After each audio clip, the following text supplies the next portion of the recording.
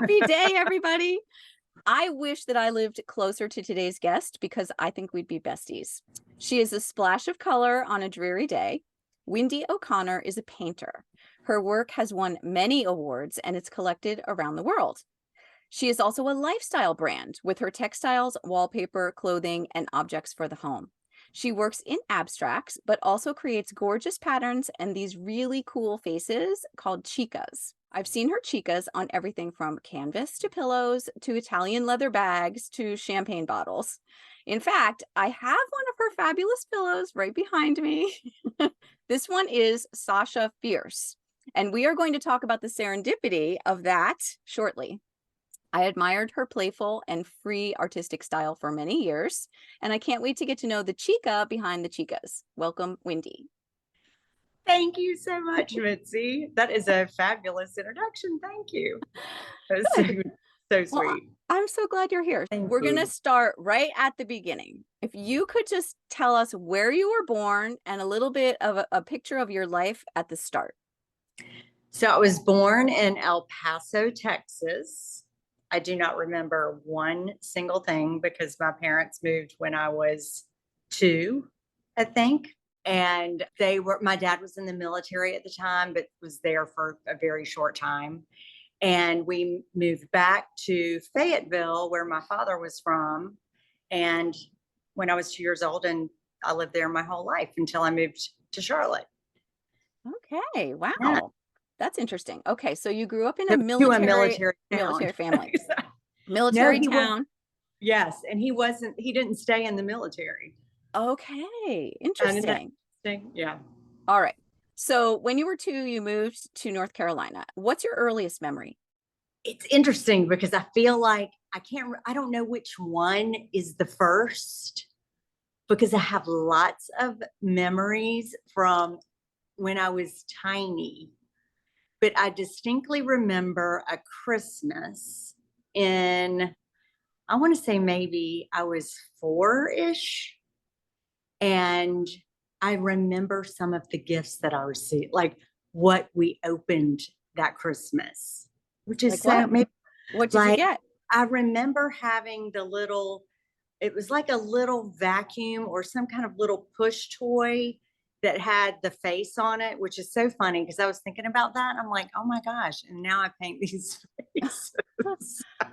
See, there's always a connection. I never thought about it. I was like, wait a minute. That is fascinating.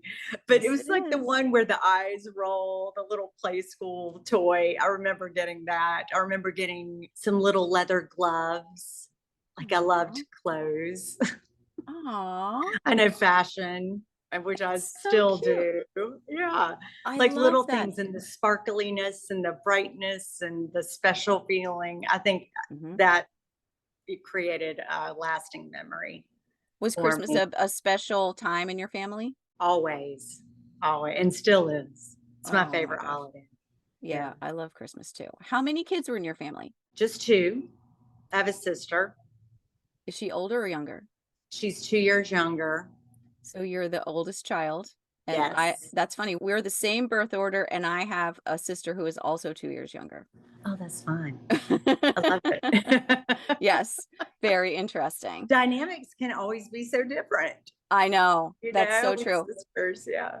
Would you say you're like the typical oldest child in the family? Definitely, without a doubt. And we are polar opposites? You and your sister? Yes. Yeah. My sister and I are pretty dissimilar as well. Yes. But yet we're finding more similarities as we get older, I think. Yeah, I would say we have more similarities too. Very interesting. Yeah. All right. So what was your childhood like? What are some things you remember from being a little girl? What did you love to do?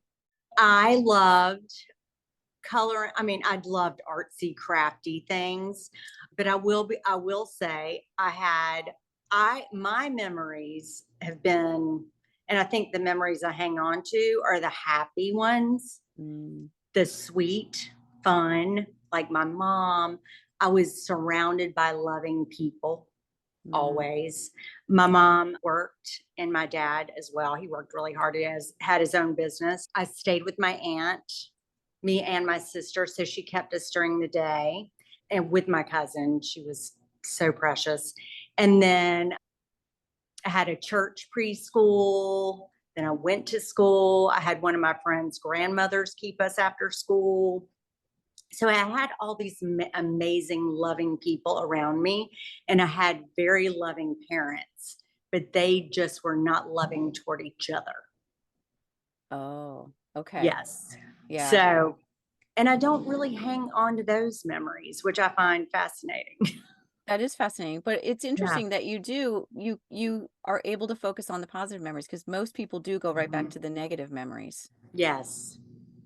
Yes, I know. And I think even with the negative memories, I distinctly remember having little conversations with myself as a child to tell me that was fine. Like like things always get better, Okay. which I like. Looking at that as an adult fascinates me, because are there a lot of children doing that? I don't know. I think it was just a God thing, to be honest. Yeah. Really. Yeah. Yeah. So you had that inner self-talk going on from a child. Yes. Yeah. Yes. They had terrible fights. Okay. So it was tumultuous. And they divorced when I was 9. So that was short lived, but that's still when you're a little girl. Mm-hmm. It For stays me with and you. my sister. Yeah. Yes. But Yeah. I found that I always looked at the positive, or some way to make, I always knew that I was okay Mm-hmm.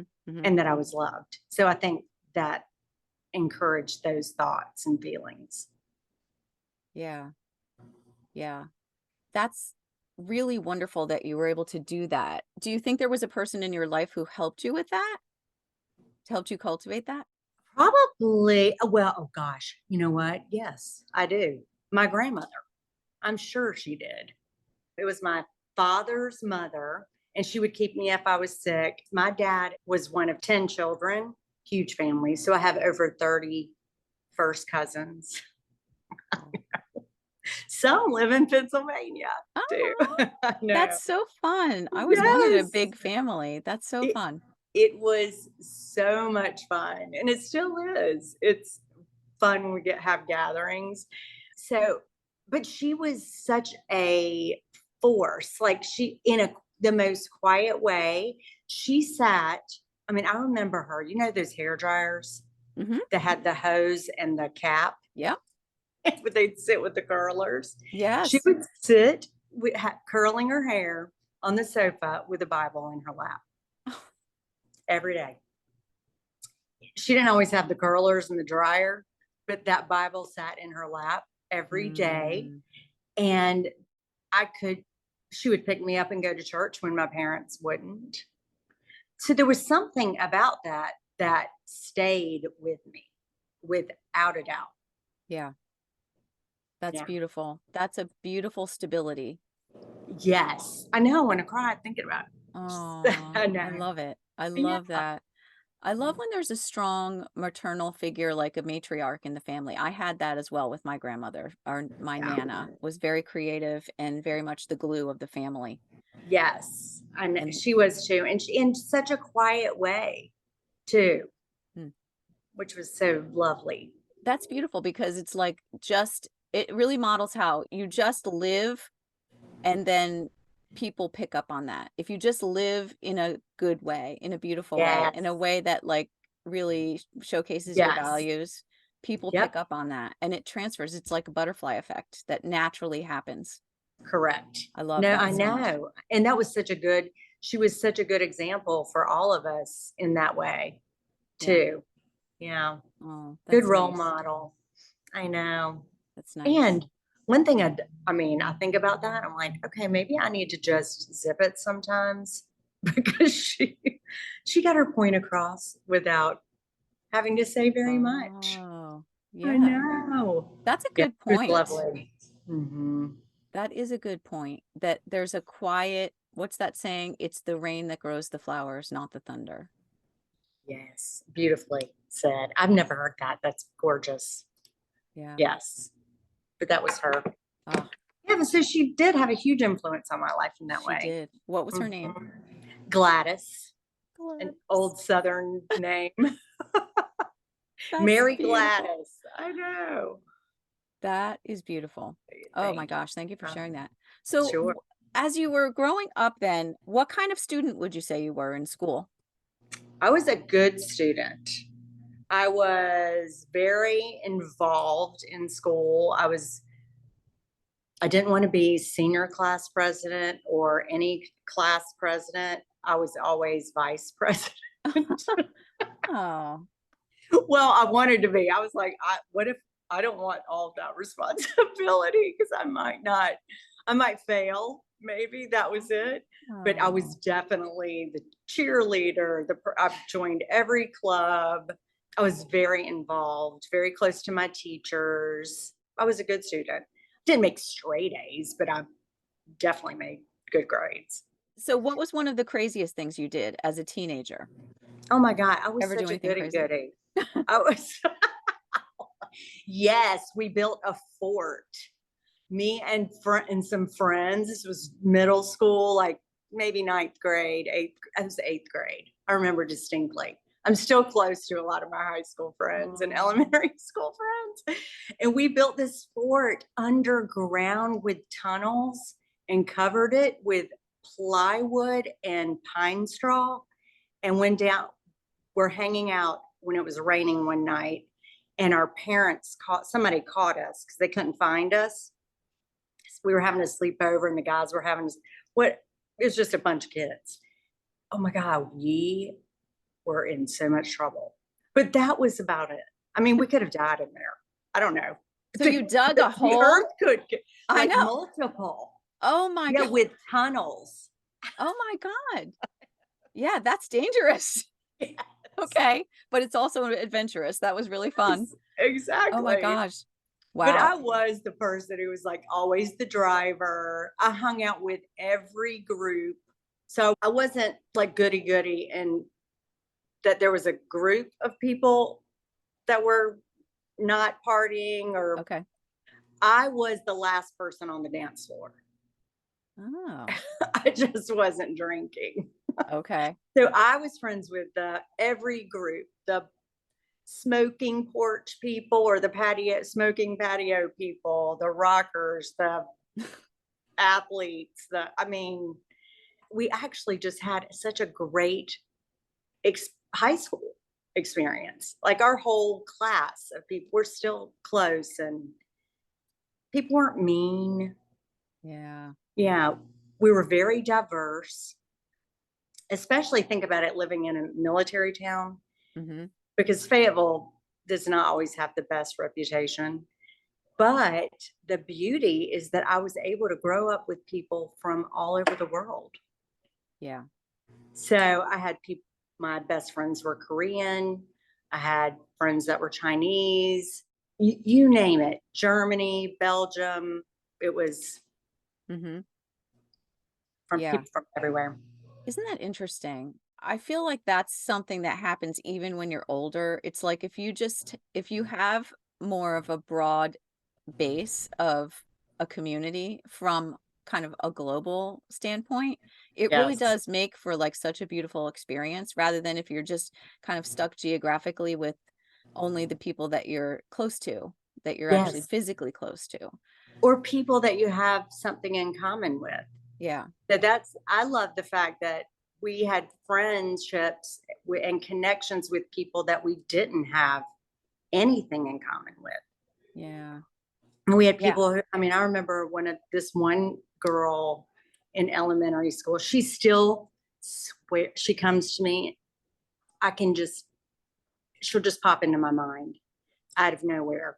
Sweet Opal. And I don't know, maybe I shouldn't have said her name. That's okay. I'm sure she's grown. I haven't seen her since elementary school. I'm sure she's grown up and has an amazing life. Yes. But I remember thinking she lived like on a dirt road on our bus route. And I never realized that she wore the same dress every day. Oh. And I remember that making me sad one day, Yeah. and Yeah. how that felt to, like, oh my gosh, I have empathy and compassion for this person, and we have nothing in common. We don't play together after school, but we're friends in class. Mm-hmm. Mm-hmm. Yeah. I mean, you can have compassion for people even if you're not friends, or Oh you know, yeah, if you don't hang out we every day should. like we Yes. should. That's exactly right. Like But we that should was be like looking yeah, it at was one like another like the that. first realization. Like I never thought about that until I left. You know how your brain is developing and you're growing as a little kid. I think I was probably maybe in second grade or something like that. Mm. And, or Hmm. maybe third. But I remember distinctly thinking, oh, I'm sure I always felt that way, but I never acknowledged it in my Yeah. mind. Yeah. So it just kicked in at that Mhm. moment. And then you Mhm. remembered that. I love that you remember these really significant things. Like everything, all of the memories is there's a interesting science behind why we remember what we remember. And it's Oh, usually, yeah, and it has to do with moments of significance in part. And so that is really interesting. Like if you wrote down some of those early memories, I wonder what kind of patterns you would see and what kind of oh, me connections. too. I'm gonna do it. Yeah, I think you should. Yeah. Thank you. Because it's Fascinating. so revealing. This is what I'm doing right now with the class that I'm teaching, and it's so revealing because sometimes people think about their early memories and they can't figure out what they mean. They're racking their brains trying to figure out some significance. But when you start Mhm. to remember many of them and then you're able to see how they do connect, it really brings to light a lot of things like your foundational belief system and like where Yes. limiting beliefs might come from, what your core beliefs are, you Yes. know? So Yeah. what do you think are some of your core foundational beliefs from childhood that you persist in now? Oh gosh. Yeah, because it's interesting too. Growing as you get older, you realize. I remember thinking that, especially in college, that people don't have the same core beliefs, Mm, and how surprising. Yeah, mm, that- mhm. sometimes it still surprises me because I'm going, Yeah. "What? You just had this horrible behavior on an airplane? I can't Oh, understand." Or people just yes. being mean to other people. Yeah. But the golden rule, without a doubt, you treat Mm, others the way you want to be treated. mhm. Period. There's no what's in it Yeah. for me. Yeah. I'm treating someone how I want to be treated. And I do think about that all the time. I think kindness matters. The way I leave someone matters. How I make Mm, them feel versus anything I've said, how mhm. I make someone feel matters to me. Those are core beliefs, Yeah. and my faith, without a doubt. Plus, I wanted to be a great mom. Yeah. So all this, working and being an entrepreneur and having a business and creating artwork, that's all. I love it so much. And it's the thing I'll do for the rest of my life. But I loved being a mom. That's Oh, been the best job. So, yeah, I think that all those things come into my core belief system, my that's core beliefs. yeah. I think the golden rule is just if we could only just stick to that one, if we had to choose one, Yes. how great would the world be? How much different would the world be?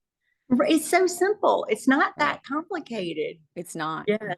We make it No. so complicated, don't we? Yes. Oh my Yeah. God. Politicians. I mean, Ugh. it spreads across the world. Like Yeah. if every single person treated someone else as their brother, or as you would want them to be, as you would want to be treated, it would be such a loving place.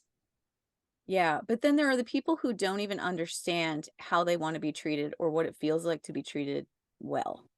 That's That's true. where it comes from. That whole hurt people, hurt people. Yes. Yes. You're right. You're right. And, But and then if you take it back, they wouldn't feel that way if the golden rule had been in place before yes. from the Yes. beginning. Yeah. Yes, I know. Yeah, I do. I have so much compassion for that because I did have a loving childhood, even in the midst of things that were not perfect by Mhm, any means. mhm, mhm. Yeah. Yeah, I Because feel life blessed isn't, by I that. feel like that's so great, but I think that life isn't supposed to be perfect. And It's that if, not. no, and if everybody could kind of have that same attitude where our lives are imperfect, but what do Mhm. we learn from them? That's right. So, looking back and thinking, all right, what good can I make out of it? Like you took a lot of the things in your childhood and made something good out of it. And then Yes, that informed the grown up that you became. true. And it doesn't mean that those things don't stay with me. They do to this day. It's just I've reconciled a lot of things along Hmm. the way. Like Hmm. even just having conversations with yourself about because it's also like there was so much chaos around my dad dying too. So there's like I still think about that. I still struggle. I have a stepmom and I will always have that struggle. Like even with an amazing even if you have an amazing life, it does not mean that you have not been through some hell.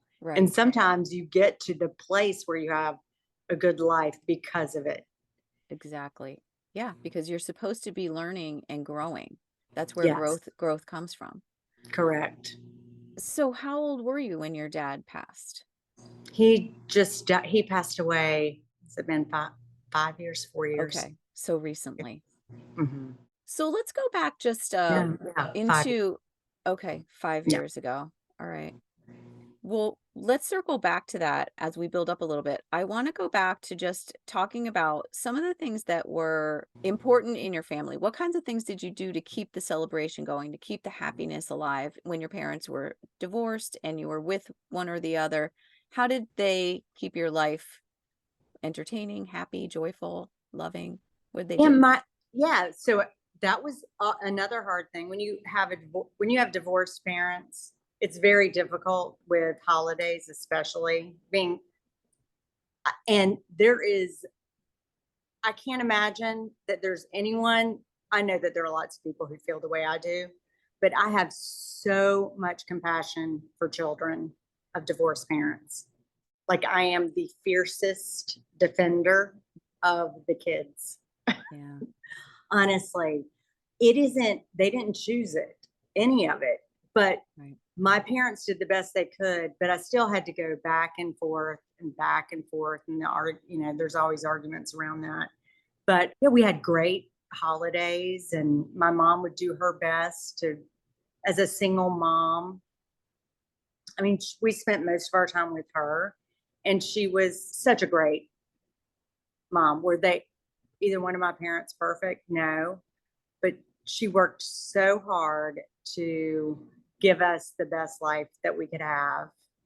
And Yeah. she was doing it mostly on her own. So I respected that also. I think both of my parents really worked hard, which gave me a great work ethic, Mm-hmm. which I so appreciate. But they also celebrated, Mm-hmm. when it Yeah. was kept things fun if they could, and Yeah. maybe sometimes not so much. I mean, Yeah. it's not always fun. Yeah. No, but it's real, and Yes, you had that sense of it's life. authenticity, like, it's Yeah. life. It's Yes. life, and that's what teaches you how to cope with life, Yes. Yeah. Well, I mean, it not was, sugarcoating it too much, you know?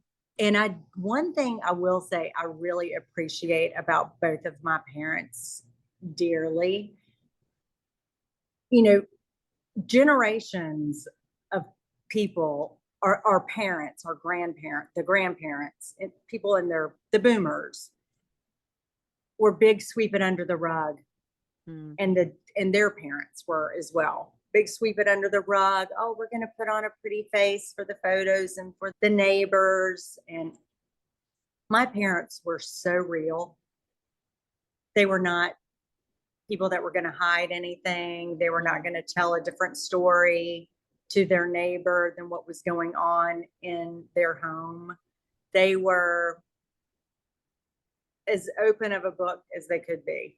they were just authentically, genuinely who they were. Mm-hmm. And so I didn't really appreciate that until, maybe just a few years ago. I'm like, oh Wow. my gosh, yes. Because that taught me and my sister so much that we did not have to work through. Those were things Mm-hmm. that we It didn't gives you have to. permission to be authentic yourself when your own Yes. life isn't perfect. Yes. And I didn't know anything other than that. Mm-hmm.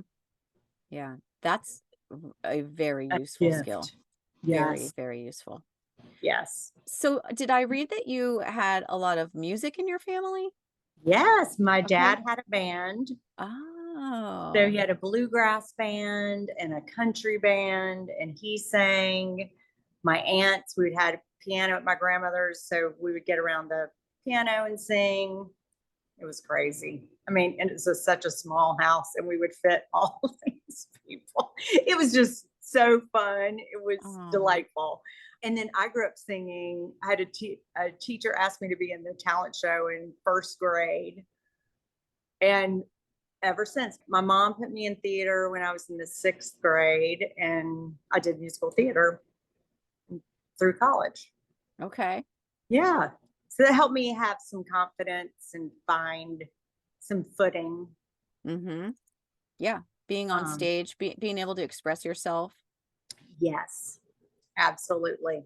I didn't do it through artwork, but I had that experience already, it was fun.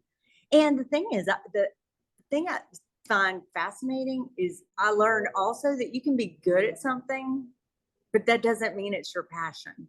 Oh, You can have a yeah. really, you can be talented at and have multiple talents, but that doesn't mean that that's the thing that you're supposed to do in life. Okay. So when Until I you started painting, I was like, wow, okay, yeah, and then you totally found your different. thing. Okay. Yes. And so when Mhm. did you start painting? My mid 30s. Really? Mm-hmm. So when you went to college, you went for musical theater, and what happened when you got out of college? So I changed my major because I realized, oh my gosh, I need a real job. And then I changed to interior design. So I have two minors, and I have a degree in interior design. So business, theater arts, and design. Okay. So when And then, you oh yeah, yeah, and then when I graduated, I met my husband my senior year of college. We moved to Charlotte, and it was in the middle of Operation Desert Storm, which there were no jobs at the time. That was 1991. okay. And so I just got a sales job. Thank goodness. I did sales for like a recruitment group, which was super beneficial because then I got into pharmaceutical sales. So Oh. believe it or not, I sold OxyContin. Oh my gosh. Wow. Yeah, I know.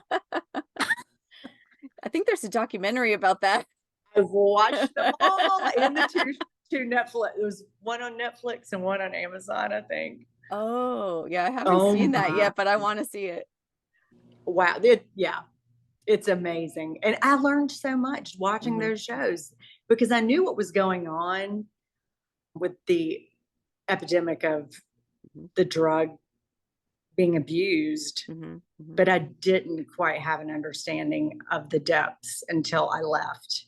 Yeah, I left when that all the addiction was, I guess, being just exposed. blowing up. Yeah. Yes, all over the country. Wow. Very Okay. sad. Yeah, Yeah, that so is I'm sad. very passionate about that whole Yeah. Oh my subject. gosh. Yeah, That's so crazy. interesting. So you fell into pharmaceutical sales, which is totally a different wheelhouse from what your Yes. whole oh my gosh. So then how when did you get out of that sales and back into art? So when I had my baby, so Okay. when I had my daughter, she's my oldest child, I worked for just a little bit and I couldn't leave her anymore. So I ended up staying home and quitting my job to be a stay-at-home mom. Mhm. Mhm. So, but it's interesting because I realized too, all the different jobs I had along the way, I use every single one of them in what I do today. And they have no connection whatsoever, which kind of blows my mind. But I like science and art versus science and math. I think science and art are the things that are closely connected or most closely connected, because medicine is an art. Science, there is an art form, even though it's data, there's still an art to science, a creativity. Yeah. Oh, definitely. And when you look at it structurally, if you look at, something under a microscope, it's beautifully expressed artistically, like the shapes of things that we can't see. Yes, no doubt. So interesting. So amazing. And nature. Yes. Nature, the whole thing, everything. Yes. It's just the whole world. What we can see, and then down into the quantum world. It's so interesting. It is fascinating. Everything is art and patterns, and the expression of patterns. Yes. Scientifically and mathematically. It's so interesting. Right. Oh my gosh. All right. I want to hear the story of how you met your husband. Can you tell us that? Yes. It's like boring. It was just at a party, and he had some friends that were trying to chat me up, but I think they were just being funny, and then he told me I had to ask him out on a date. And I was like, I don't ask boys out on dates. But I did. Anyway, I know we went out on a date and I was like, oh, he's the one. I just knew. Aww. He was so good. He's just a good human being. Hardworking and super handsome. Like, obviously I thought he was really cute. And then I'm like, oh, but he is the opposite of my dad too. Ooh. Which, I pay attention to that. He's just solid. Not that my dad wasn't. My dad was great. He was very loving and sweet, but my husband is faithful, always there. He never lets our family down. Yeah. So, yeah. And how long have you been married? This will be 31 years. I know. Thank you. I know. So good. I'm like, am I that old? But apparently I am. Don't think about that part. Exactly. It's all good. It is. It's all good. It's just part of life. That's right. My God. Oh my God. Wow. So interesting. So, all right. So then when your daughter was born, and how many kids do you have? 2. I have a son and a daughter. They're 2 years apart. Okay. Yes. So you started painting and found painting when your daughter was born. Did you take classes or? No, I was just a no, I shouldn't say just. I was a stay-at-home mom, I worked out like a job, also volunteered, did, very busy and fun, and kept them busy and active. And when they went to elementary school is when I started. Okay. Yes. So how did you get into it? Were you self-taught? Did you go take classes? I took a class. I had a friend that asked me if I wanted to take a class. And I was like, oh my gosh, I've always wanted to do that because my sister majored in art. So I was not the artist. I was the singer. You get pegged. Sometimes you get pegged, pigeonholed a little bit. Yes. Yep. And so I didn't think I could ever draw. So, so silly now, but I was like, I've always wanted to take a painting class. And 3 or 4 classes in, I knew I had to do that every day. Like I was not good at it. And I loved that challenge. Yes. I was like, oh, this is so hard. It was so hard. I love all the artists now that just put it all out there. I'm like, oh, good for you. But I was very critical of myself. Probably am in general. I've gotten better at that, but critical of, I want it to be good. I wanted it to transform into something that I could be proud of because I loved doing it so much. It was the act of doing it. I Yeah. couldn't think of anything what else while I'm doing it. Oh. So when you have a really quick mind that's Mhm. going all the time, Mhm. it is such a peaceful feeling, just the act of painting. Even if I just sit here and mix colors for hours, creating colors Mhm. on my palette, it's just so relaxing. You feel accomplished. You've done something for the day. It wakes me like I can't wait to get up in the morning. It's like if I have an idea or some new thing I want to do, that's exciting. That is exciting. It is. And it gives me so much fulfillment and joy. And that's it's simple. Yeah. It feels to me like freedom. Like a lot of people are Yeah. chasing that, but when you're an artist, I always think I've worked with many, many artists over the years. And I used to be on the board of directors of a school of fine craft. And I Oh, used I to love curate art shows years ago. And so I love art. And the thing that always strikes me about artists is that they have an idea and they don't stop until the idea becomes real. yes. It's so true. The problem with me is that I have way too many ideas. I have I that have to problem too. write them down. I'm like, wait, what was I thinking about yesterday? What was that? It was good. I can't remember. Probably wasn't that good Oh, or it was complicated. yeah. But yes, you do. Yeah. You just get something out of your head, something out of nothing, and then it becomes real. Like that's amazing. And the energy of that, having that creative energy, that it's like a combustion, like an internal combustion Yes, that just like happens. And it's like this spark that turns into a live flame. And then it is. and then it's real. And then, I just think about that. We sort of talked about this online a little bit, that art is energy, and that when you have original artwork in your home, like I think about going to Home Goods, and I just bought my daughter a couple of pieces from Home Goods for her Yes. apartment. But, that's not alive. It's, Right. yes, you could get something pretty, but it's not Right. alive. And it's It's not. commercial. Like to have a piece of art that somebody has created in your home is bringing that life into your home and that creative Mhm. energy, because all artists are creating from their heart, and you could feel the vibration of the artwork, and what's, especially if you talk to the artist and and they tell you a little bit about what they were thinking or doing when they were creating, Yes. you know It's true. I remember the first time I had the realization because I believed in energy, but this was before people were really talking about energy. Now it's so commonplace, which I love. I can talk to anyone and they know we're all talking about the same thing. hmm But I had a moment, I was upstairs. This was when I was painting in my house. And I would paint into the night, put the kids to bed, and then I would stay up really late and just keep going. And I remember stopping and looking at the canvas. I know any of my friends that hear this will have heard the story, but I looked back and I was like, oh my God, that is me. mm It wasn't a chica, it was an abstract. It was how I felt on some flat surface. And I thought, oh, if I tell someone, is somebody going to think I'm crazy? Because that's kind of amazing. that is Just, amazing. it is a thing.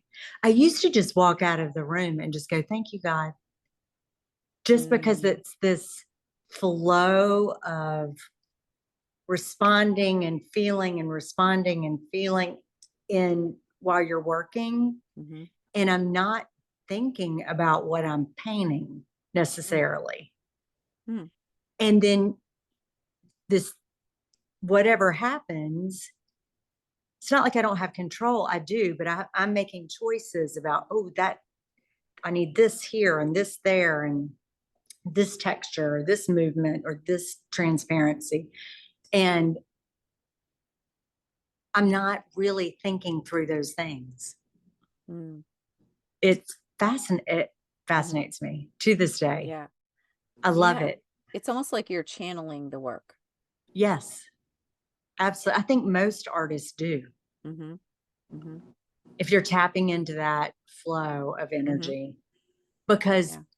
and someone said it best to me, they were like, oh, it's from the original, or maybe it was in The Artist's Way. It is from the original creator. Mm-hmm. I was like, oh, well, yeah, of Mm-hmm. course. Mm-hmm. Of course it is. Yeah. That is all around us. Yeah. Yeah. Yeah. And it's tapping into that. It's like being able to tap into your inner self in a Mhm. different way Yes. and just letting it happen. It's amazing. It is. And all of that is free Yeah. for all of us, for every Yeah. person. If it's, sometimes it's acknowledging that it can happen too. Mm-hmm. Mm-hmm. Even if you're in the, like sometimes I'll be in somewhere random and I need, my anxiety, or there's some person cut me off in traffic or the grocery store line, or I'm like, what? And then I'll just have to take some deep breaths, get my nervous system calm. Otherwise, it's all noise.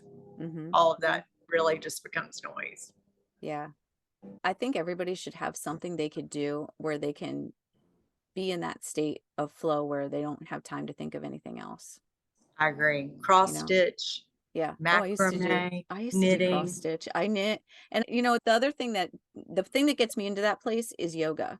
I'll Yeah. do I do a hot yoga class, and you cannot think about anything else when you're in that class. You cannot think about anything else because Oh you my God. have to be in the flow of the yoga or else you won't be able to do And I'm terrible at it. it. Terrible. I can't get there. I'm like, because it's there. I'm thinking about how hot I am. Oh, It's terrible. no. I I love it. I I love it. know. I've had those moments and I felt like we're at the end of a yoga class. I felt like I had massage or something. Oh, yeah.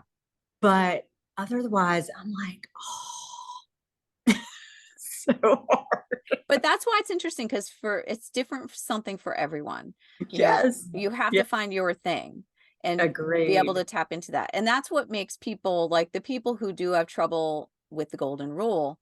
Maybe they don't have that place where they can tap into themselves or feel that momentary freedom or feel that flow with life or be, Mhm. in the energy of something bigger than themselves. Like they're always in survival. Like I feel like that's It's kind of true. what's happening. They're always in like survival mode and Yes, they lash out. that's true. Yes. And I think too, because I've heard lots of people, I love the people that you've had on your podcast, just all the takeaway moments. And some people, it is hard. And I have friends, and I know I'm not perfect either. I'm sure I do this. We're all evolving, every person, Yeah. and every soul in our bodies. But I do see how it is a struggle, more of a struggle sometimes and that could be for a million different reasons Yeah. too. Pain, heartbreak, hurt. I had a great therapist I went to that retired, which makes me so sad. 'Cause she really, I did not have to go for very long. Yeah. Just, she goes, okay, I think if you feel like you're good, you're good. I'm like, oh, okay. That was it. That's amazing. She was so amazing. So it was never about blaming anyone, Mm-hmm. but she taught me so much compassion for my parents. Mm-hmm. It was such a gift that we Mm-hmm. all have these armors, and some people wear an armor because they needed it Mm-hmm. for Mm-hmm. survival. And I think that's sometimes a burden for Yeah. people, and it Yeah. doesn't look like it. no, it's really interesting. First of all, I love the idea. I mean, therapy isn't supposed to be forever. It is supposed to Right. be, they're supposed to want you to be on your own. Like that's the whole point. Yes. Yes. You're supposed to be able to, I know.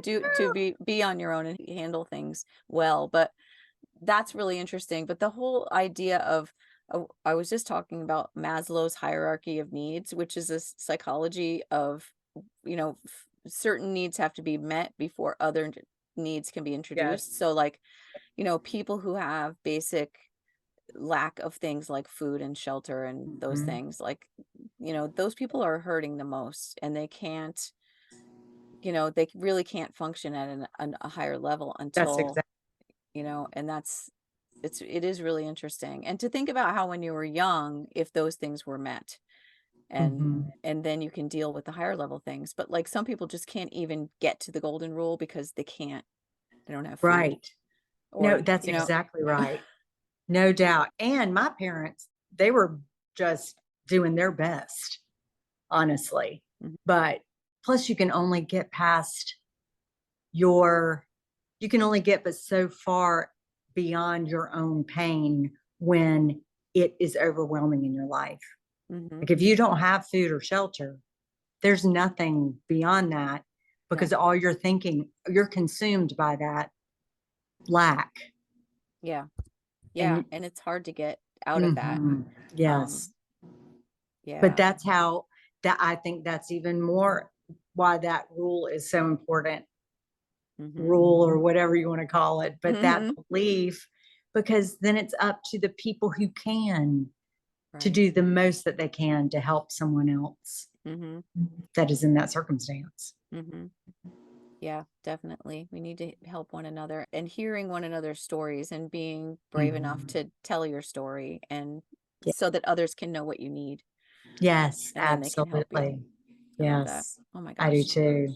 I know I want to do more. I don't know. Lately, I've just had that little thing in the back where you're like, huh, just figuring out what I want to do.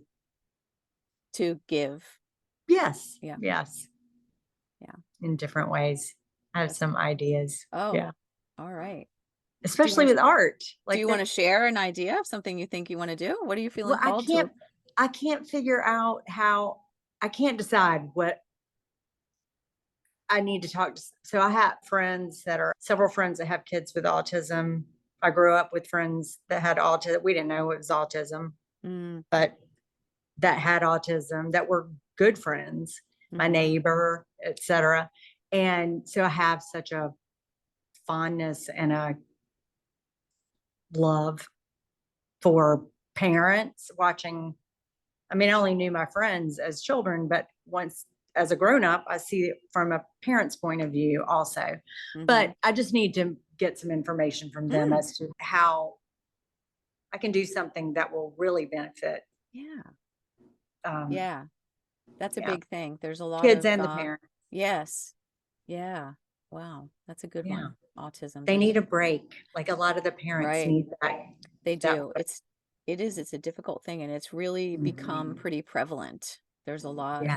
There's been kind of an explosion of autism Yes. over the past several years. Oh my gosh. All I right. know. So I want to tell you the It's hard story forever. about why this pillow is Yes. special to me. So I love it's it. I know it's so funny because I've been one of the things I've been doing is working with people on going back into their life experiences and learning about themselves, self-discovery. It's been a little school that I'm running.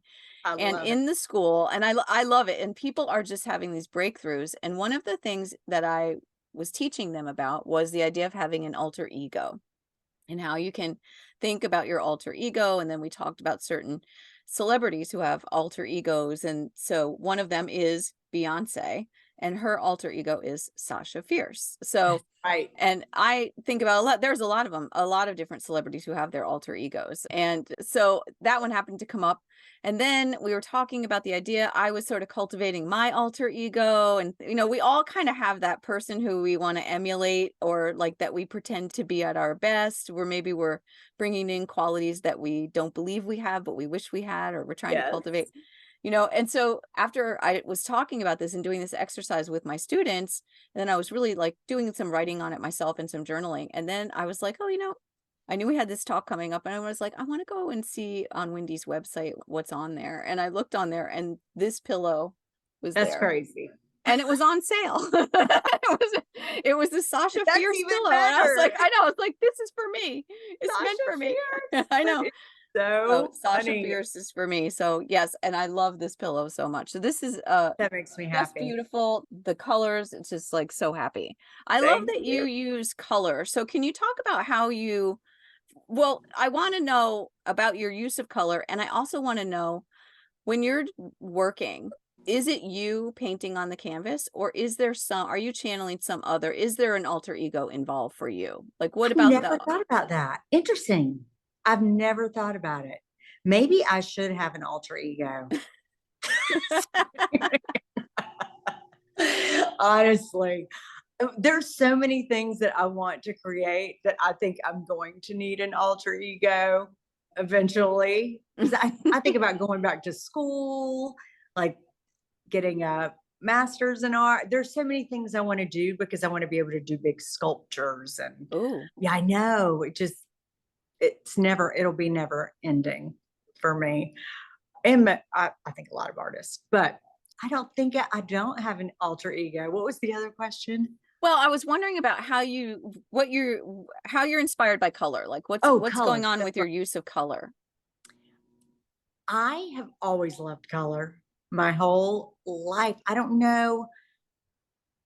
I think as a child, I was a noticer. Mm. I just noticed. I noticed this is so funny. Okay, all these memories. You're so good about asking me questions. Wow. I have this distinct memory of how much I loved certain Crayola crayon colors that went together. Because Oh. my favorite one was cornflower blue, was my Oh, favorite color. I love the cornflower blue. Love. And then that I love orange, I know, yellow orange. Oh yeah. Like that looked so pretty with the cornflower blue. But I remember how much I loved brown and Oh. cornflower blue. Like the combinations Yeah. of colors.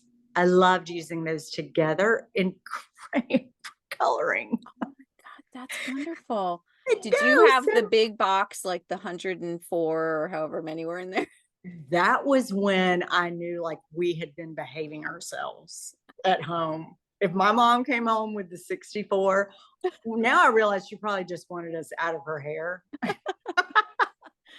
get Oh away my gosh. with the sharpener in the back. Oh, the one with the sharpener in the back. I know. That was I like a could sign of smell wealth it. in my mind. I was like, when Same. because you had like the regular crayons, maybe you had 24, but when you had made it, like your family could afford to get you the Oh, that's right. That's when that we big had more box money. with the sharpener, right? I know. It's like, And when I wow. would go stay with my grandfather, oh my God, he was like one of the biggest influences in my life. Also, my mom's father, but he would keep us like, every couple of months and spend the night. And he would wake us up really early and take us to this little department store, and we could choose what we want. And I always got art supplies and then little plastic heels. That's so cute. For the elastic. I mean, I thought that was it was like Christmas all the time. But I love color. I've always loved flowers. I think growing up too, maybe in a town that wasn't so pretty. Okay. Sorry, Fable. I love y'all. but it's not I think I just craved beauty in a million different ways. And they were little things, like small little things, clothing, fashion, and magazines, and definitely influenced by nature and beauty and color. Yeah. Do you have a favorite color? I love so many. I love it. I can mix it. I don't know if it really has a name. It's like a mint. phthalo green mint aqua color. Oh, Like it's a pale green aqua. oh, that sounds I beautiful. know. I love it. Yeah, that sounds very beautiful. Wow. It's so pretty. Oh my gosh. Like a highlight kind of. Yeah. Mhm. Oh, that's gorgeous. Yeah. So you have behind you, for those of you who are watching it on YouTube, you could see, if you want to check that out, all the chicas back there. Is there a Yeah. chica? Is there a chica of you? Is there a self-portrait chica? Oh my gosh. So I just did one recently and I needed a Instagram cover page. And so I drew on top of of my face on my iPad so I can paint it. And I put it next to the painting that I was posting. And I swear, I was like, wait a minute, did I just paint myself? It was so funny. I It love looked that. so, and I didn't even know. But I had two ladies in my studio yesterday. They were so fun and funny, and they loved the Chicas. And they asked me, they're like, "Do you have someone in mind?" And I said, "Not really, because they come to life on a canvas. So if I'm just making one change in the shape of an eye, or the distance from a nostril to an eye, or the lip, it changes an entire face. One tiny movement makes, and that's what I love about all of our faces. Like that, God made your face exactly the way he wanted it to be. Like that's pretty amazing. Your That is eyes are amazing. where they were meant to be. It's otherwise, I mean, you just have twins, rarely triplets that's are identical, but we're all uniquely created. Oh, And that's what I love about these. I'm like, oh, she just showed up. I was trying to make some abstract situation, and I was like, oh, well, there you are. And I'm just going to leave you like that. yeah, that's so cool. Where do you think they come from? I have no idea. I don't. It is energy. It is. When I first started selling artwork and I started doing markets, or even when I was in galleries, the one thing I would hear over and over again, like the common thing, was your art is so happy. But I think it's happy because I'm usually happy when I'm making it. And I can tell the difference when I'm not. Okay. And I've had some, like the last couple of years have been more difficult. I think responsibilities with having a business and running a business and just different things. My kids, empty nesting, and just the feeling torn between all the hats that we wear as women also can kind of get you down, or oh, I broke my arm. I mean, so many things. I'm like, oh my gosh, but all those things obviously teach us something. They do. Like breaking my arm and having to sit out for a good 3 months.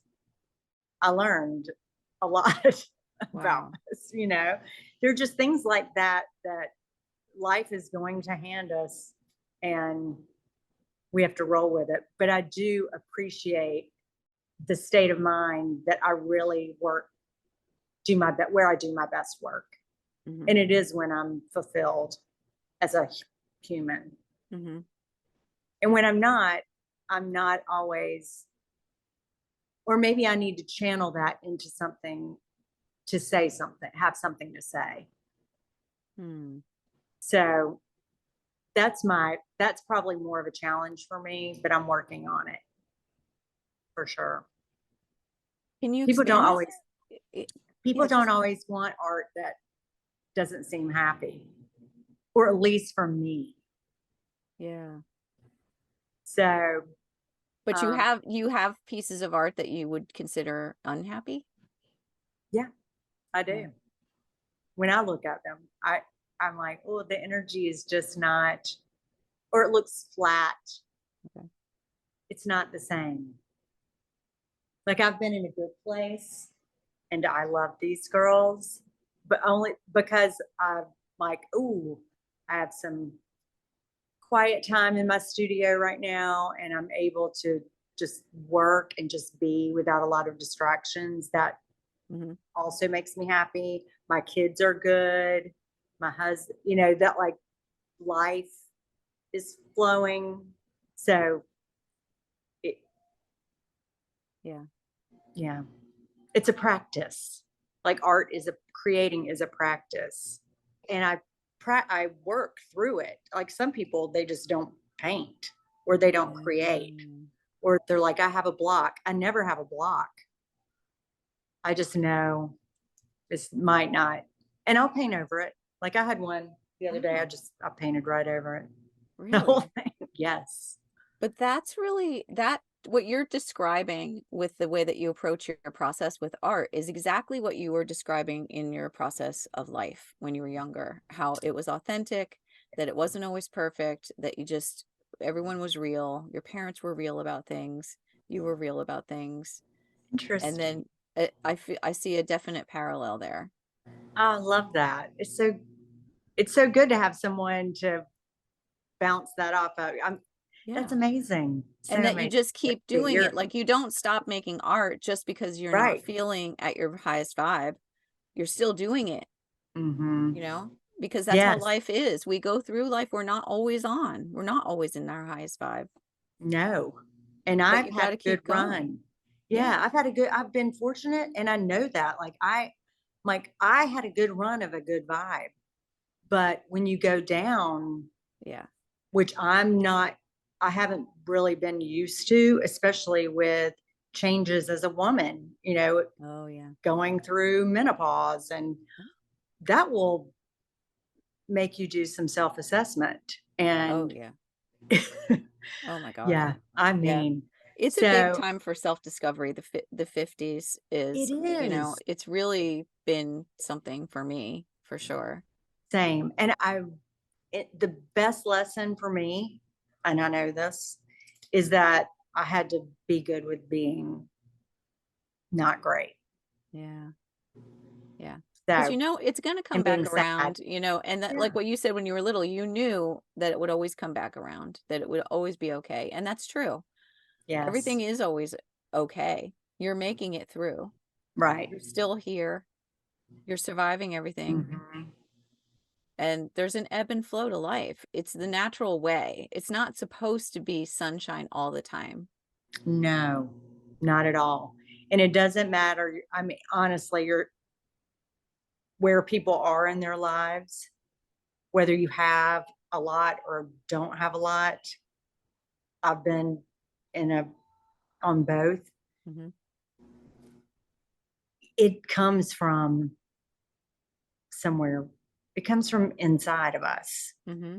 And what you're okay, what all of our okay is, like, what does that mean to me? Hmm. Yeah. And it can be just that I can not have anxiety, I don't feel anxious that day, Right. something Right. like that. Yeah, no, I believe that. And and being okay with that and just understanding that that's where the thing that you can do when you're in that place, that's the lower vibe, is Hmm. you can learn.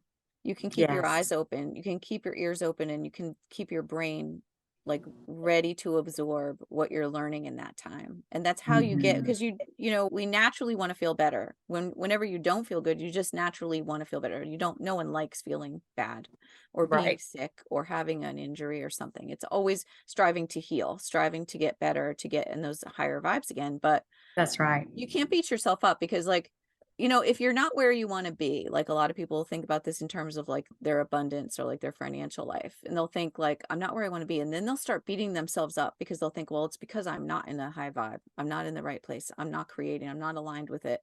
But you Right. can't get stuck in that, because you have to realize you are where you are, and things are going to turn around for you no matter what's going on. It's going to come back around. Like just Yes. let the hills and valleys be there in your life. And even if it is really hard to see past that, like I remember being especially with the broken arm. I mean, that and hurting and out Yeah. and not able to do a lot. I remember thinking to myself, I can't get over how overwhelmed I am in that I can't see beyond today. Like I was in it. Yeah. You know, and Yeah. I get depression for that reason. I'm sure, I mean, I had postpartum depression, but being in that was, yeah, we all have those times, whether they're long periods or all different lengths for all of us, but it will pass. And if it doesn't, yeah. Yeah. I mean, when you get too far You have to have stuck a and you friend. can't, and you feel like, yeah, it's not going to pass, that's when you know you need to seek some help. Outside help. Correct. Exactly. But when you have the faith that you know it's going to turn around, then it will turn around. It's all about what you believe. Absolutely. And I honestly have always felt, I remember having that realization from being a little girl and knowing when I said like, oh, I know that I'm always going to be okay. And that was a faith. Yeah, you had thing. that. I know you had that from early on. And that really translates well because that's a foundational belief. And you can count on that now because you know, and even if anybody just looks back at their life, if you're hearing this, you're alive, you're here. You've survived everything you've been through so far. There's no reason to believe you're not going to be okay in the future. Yes. It's definitely a good thing to fall back on. But I love that you're talking about how you're not always happy. Like your art has a very distinctive style. It is very, very uplifting. It's got like a whimsy, a playfulness. Like it's extremely uplifting. And by the way, I see in those eyes, you're sitting in front of all those chicas. Your eyes are the chicas' eyes. Even though you're telling me they're all different, I think they're all a version of your eyes. They're all, I think they might all be self-portraits. They might. Now, if you could figure out what they're trying to tell you. I know, that's so funny. Sasha, I'm owning Sasha Fierce. You got to. And my alter ego's name is Summer. And she's like a cross between Gwyneth Paltrow and good choice. Gabby Bernstein and Mel Robbins. I like a cross love between it. all of those people. And probably some very smart Harvard or Stanford professor that I don't know. But I want to be a combination of all those things, but mostly free and feeling like that's what my alter ego is, someone who feels very free of anxiety, free of stress, free of worries. And she has like this really strong mother energy, but also she can go with the flow. And that's like kind of what I want to embody, and so I think it's a really interesting idea to have an alter ego and just think about that, because then you can become that, I know. it gives you something to strive for, and like because it's a part of you. So like when Beyonce gets on stage and she's doing her Sasha Fierce stuff, she's owning it. She is that. Like it's not like a separate person, it's her. And so you got to think of your alter ego as that. Like, look what she's done with her life because of that, because of having that, Yeah. And obviously she's at a different level, but but yeah. I have a little Sasha. I have you a little and maybe a little Tina Fey-ish. I love, my daughter is very Tina Fey. I think it's so cute. And that Amy is Poehler. so cute. She is so funny. Oh, it's that's so great. funny. We have that the best. Is great. Oh my gosh. Well, I think it's I like really the playful. Cool. I know the playfulness, but I wonder if you'll think about that after we're done talking. Like who's doing the painting? Like who is this person who's doing the painting? I am going to.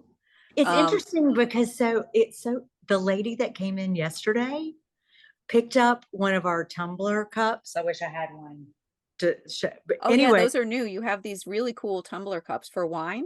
Are they for anything cold? Anything. And they have hot. Yes. Oh yeah, they're both hot and cold. Yeah. Yes. So she's holding it, and I wish I had filmed her. I filmed her after because I asked her the same questions, but to get her to tell the same story. But she goes, "Oh my God, when I'm looking at this, when I look at these chicas, I just want to cut my hair, put See, on a bunch of makeup, and be loud, really loud." that's exactly why you need an alter ego. She nailed it. She did. She had an alter ego She just did. from having it in She her did. hand. That's right. Amazing. That's right. I know. That's what these chicas can do for you. I know it. I Tap would into say, your alter like, ego. Iris Apfel, Oh, I I love love her. her Oh, I more, love her. more fashion and style. Like, I do have a little bit of her, Oh, and I have to figure out the rest. oh, I love that. Those are good ones. Yeah, I have to think more about it myself, but I also sometimes think about this question. Maybe you'll have a good answer for this. If you could have a fantasy dinner table with people dead or alive, who would be there? Mm. Who would be at your fantasy dinner table? Oh, dead or alive? I was just thinking Or dead. combination. Well, mostly dead. Mine are mostly dead. I think mine Yes. might be all dead. My grandfather, Oh yeah. without a doubt. Gosh, how big is the table? As big as you My want. grandmother and my friend Kelly, she just passed away. I know, me too. I would do a lot of my friends. Okay, so I'm not going to mention, but I have like a good group of mostly guy friends that are the best dinner mates ever. And then maybe, gosh, I don't know. I'm a slow thinker. I'm a deep thinker when it comes to Yes. that. Like, definitely, I think I would want Oprah there, but I'm Oh yeah. afraid. See, I overthink. Then I'm afraid I would be too afraid or scared to talk to Oprah. Oh no. But I want her at the table. Yeah. And Gail. Yes. The two of them together. Yes, the Exactly. two of them together. That's true. I know. Yes. I always think about people like I would love to have Albert Einstein. I would love to Mm, hear what he has to say. I'd love to have like Jim Morrison, somebody like that. Like that and would be crazy. I know, and maybe like James Dean, like somebody I would like like Jerry that. Garcia. I would love Oh, to have dinner with yes. Jerry Garcia. Oh my I want to God. hear everything he has to say about Yes. music and what Stevie was in his Nicks. I would mind. love Stevie Nicks at my table. Yes, I would too. She's fascinating. So But good. yeah, but Maybe it's fun to think about. Madonna. I'm gonna have to Oh, throw in Madonna. oh, of course, sure. I mean, my That God, would what be you could learn incredible. from Madonna would be that would Yes, be really, really fun. I think so too. There'd be a lot to learn. No doubt. She's got a lot of life lessons, I'm sure. And Oh my God. even like a president or two. It's Lincoln for me, Abe Lincoln. Me for too. sure. That's the first thing that He's came my to favorite mind. president. Same, same. I have a great portrait of Abe Lincoln in my living room. Oh, I Yeah, love. it's huge. It's a vintage portrait. It's so cool. Fabulous. And maybe Anyway. Jesus. Oh my gosh, yes, of course. Right? Why not?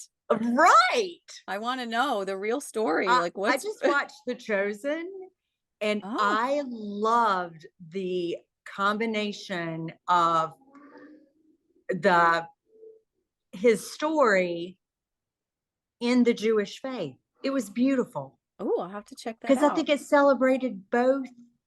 It celebrated all of it because it's Okay. really just love.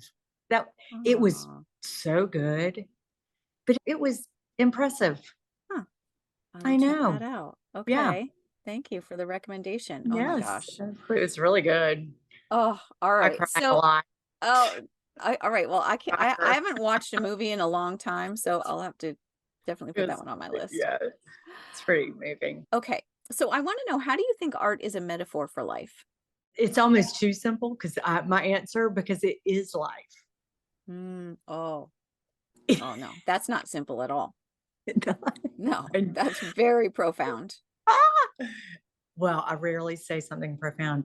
That that it is. I think every single thing in life itself is art. Like our being, the fact that we are here is art. It's energy. It's everything. It's healing. Art is healing. It's a source of creation. It is, I love that our minister did this whole series on the necessity of beauty. Not like how beauty is required. I was like, I love that that was the way it was worded, because we require it as humans. And as souls. Do you think I love that. Do you think all art is beautiful? Pretty much, yes.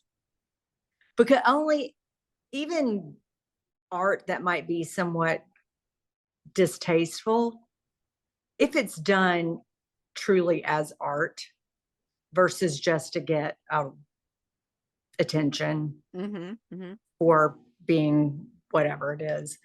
If it teaches us something, if it tells a story, if it makes us think or examine ourselves in a way that we wouldn't have done before, that's a beautiful thing. Yeah, that's so true. I need lessons. You need art. You need what? Art lessons? All the lessons that it's, yes. Yeah. There's an artist, I forgot her name. I wish I knew, but she does these huge sculptures of rotting fruit. Oh. Which they're ugly and gross and moldy. She captures them, she'll take photos and capture that essence and then build these humongous sculptures, and they're all beaded in agate stones. So she makes these hideous things so beautiful. Wow. Now that is just that is magical. Wow. That is magical. That is magical. I was reading a book and they were talking about Michelangelo and how he sculpted things out of marble, and how they asked him about how he created the statue of David. And he said he just took away everything that wasn't David. Oh, that's beautiful. And I was thinking, is there anyone in this modern world who creates sculpture or art at that level?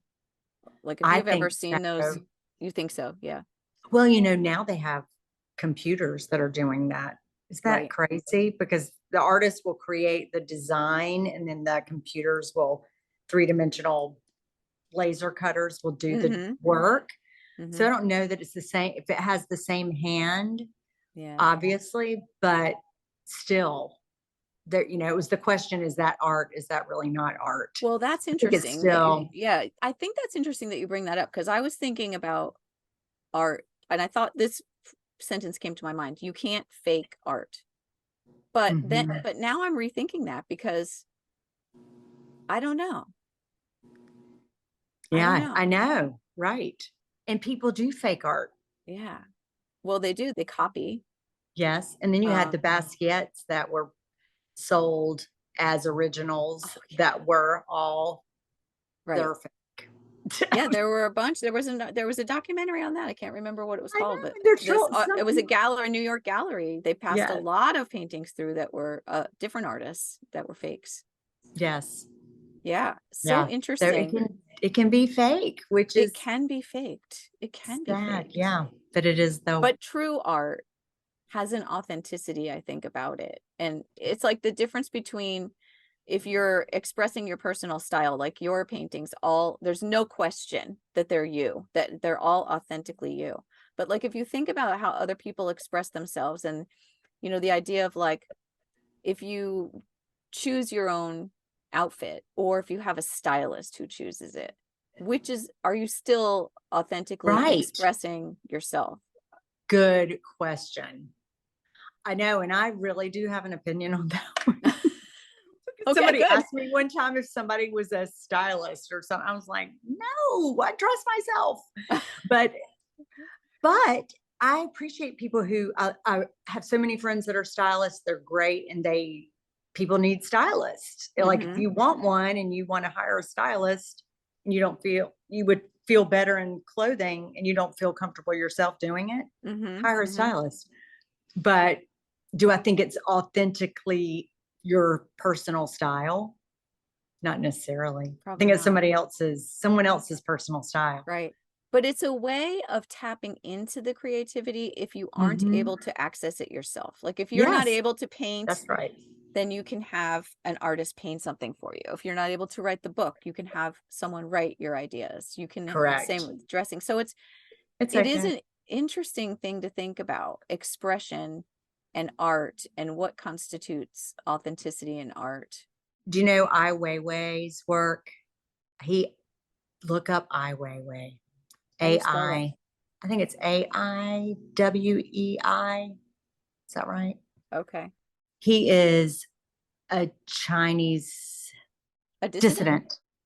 To me, he's a Leonardo da Vinci of our time. Okay. He did the Olympics. Remember the Bird's Nest Coliseum? I'm trying to remember where that was. But it looked like a bird's nest. He was the architect for that. He's an Okay. architect and artist. He uses his voice to out the Chinese government. And he does it in the most incredible, powerful way. Wow. Yeah, Interesting. if you ever get a chance to see one of his exhibitions, because it will travel around. I don't know if there's one now. It just blew my mind seeing it in person. Mm-hmm.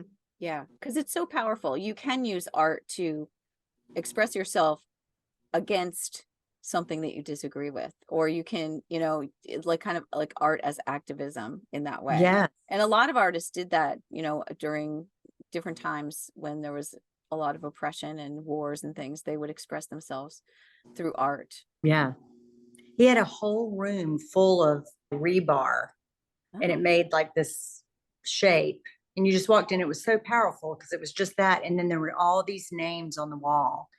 And that was to represent the poor construction of the buildings when they had the earthquake oh, and lost all these children.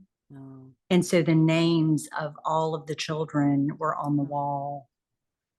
And the rebar was from some of the construction oh, wow. Yeah, or it's so powerful. the carnage from the Yeah, earthquake. It was so amazing. yeah. I think, that's art is there to make us think. Yes. And make us think of something maybe we'd never thought about before. See something in a new way. Mm-hmm. Mm-hmm. You can stare at a painting in a museum for a long time and see something different. Yes. And each person can take away something Mm-hmm. different, Mm-hmm. which is so incredible. Mm-hmm. Yeah, it's beautiful. I know. So what do you think are the Love it. biggest lessons of your life that you've learned? Oh gosh, that is deep. You're so good. Well, it's the Blessings podcast, so we have to talk about your Love it. blessings You're and your right. lessons. You're so right. Hello. We have to Um, finish with that. Yes. Oh, I have so many lessons. My gosh, that not my parents taught me, but life. Mm-hmm. I've learned that. Well, I say we only have one, but we have no idea. I have no I'm with idea. you on that. I think we come back around a few Yes. times. Yes. But I, without a doubt, know that our bodies are just vessels that hold something bigger. Mhm. Our souls are infinite Yeah. things that are just Yes. held within a body for this period of time. Yes. So I see beyond that. Mm-hmm. And another lesson is that being loving and loved is the most important thing above all else. It is. Yeah. And you should be kind, Mhm. just kind. Think outside of ourselves. At least, I don't know, everybody has their timing. I'm not going to put a time limit on it or like every week or every day, every minute. Whatever that is, if we're feeling down, what can we do for someone else? Mm-hmm. It will always make you'll get a different perspective on the pain that you're feeling. Yes. Yeah. You help yourself by helping others. Always. It's a great way to help if you're in a, like we were talking about, if you're in a funk. It's a Yes. great way to help yourself get out of it. Just do something nice for someone else. Yes. You can't feel bad when you're doing that. It's impossible. No. And oh my gosh. And I've also learned that most of the time, you know, I hear almost all the people that have been on the podcast, and I think it's just most of us, I don't know, people in general always you're the empath or you can feel the energy in the room. I had energy work done for that one time. I didn't even know. I was like, oh, that is amazing. But I've learned also, it is usually not about me. Mm-hmm. And if I can remind myself that, I have a much easier time walking into the room. That's right. It's not about me. It's usually about the other person and something they're struggling with. Yep. Absolutely. You're a mirror. Do you ever read the book, The Four Agreements by Don No, Miguel? Oh, it's such a I good know one. about it though. Yeah, it's a good one. I'll Don get it. Miguel Ruiz. Yeah, you'd love it. So what about your blessings? What are the biggest blessings of your life? Of course, my children, my husband, my family, let's say friends. I have incredible friends. Being able to find that I could do this Mm. is such a blessing. Had no idea. Never, just blows my mind all the time. I love it. And having a textile and a wallpaper line, all of that Yeah, I love that. kind of blows my mind. Oh my But gosh, I'm I love that. so thankful. I know it wasn't intentional necessarily. So Your that is a blessing. fabrics and things, yeah. I mean, they're just beautiful. And like, if you're Thank looking to you. decorate your home, people have to check you out. You Thank sell you. to the trade, right? Mostly to the trade, Yes. but your art Yes. is available for people to purchase. Yes, and you can Okay. purchase fabric and pillows Okay. and everything on our website too. Oh, okay. Okay. Wallpaper. So people Yeah. can purchase it. Yes. Yeah, it's Yes. beautiful. Thank you. It's just beautiful. You had this wallpaper I saw on your website. It was like cherry. I don't know if you called it cherry blossoms, but it was like Yes. branches, and it was in Yes. that blue, that cornflower blue. Yes, exactly. I loved it. And the cornflower blue is behind you in your Sasha Fierce. I know. I love that. I do too. It's It's so so cool. fun. And you know what's so cool about it and about art in general and creating is that sometimes I go, wait a minute, this is so crazy. This is so fun. It's so fun. It's so cool that you get to live your life like that. And like, it's like sometimes when I write something, I'll go back and read it later and I'll think, oh my God, did I write that? That is I love great. it. It's that feeling of that It that you've is. accomplished something, you know? Yes, yes. Yeah, it's beautiful. And it's just putting in work, you've worked a lot and put in a lot of time and have a lot of experience Mhm. in your life to write that one sentence too. Yeah. Yeah. And it's like you said about your jobs, everything that you've done in your life contributes to who you are in this moment. And you use everything, all the Yeah. information that you don't even realize is there, that's been piling up. It's like your life is like this textbook of information, So true. you know, and you're just naturally putting it into practice. And if people could just take away the idea of taking whatever time you have to just tap into yourself, just the tiniest little bit at a time, until Yeah. you feel more comfortable with who that person is, and then, you know, getting to experience an inkling of that freedom to just express or just to feel in flow with the universe in some way, even for a brief time. Like, it's magical, It is. That's such good advice too. and it leads to bigger things. Yes, it does. And you know what I've recently learned about, like, getting to know yourself in that way and tapping into yourself is really I think the only way that you can truly honor yourself.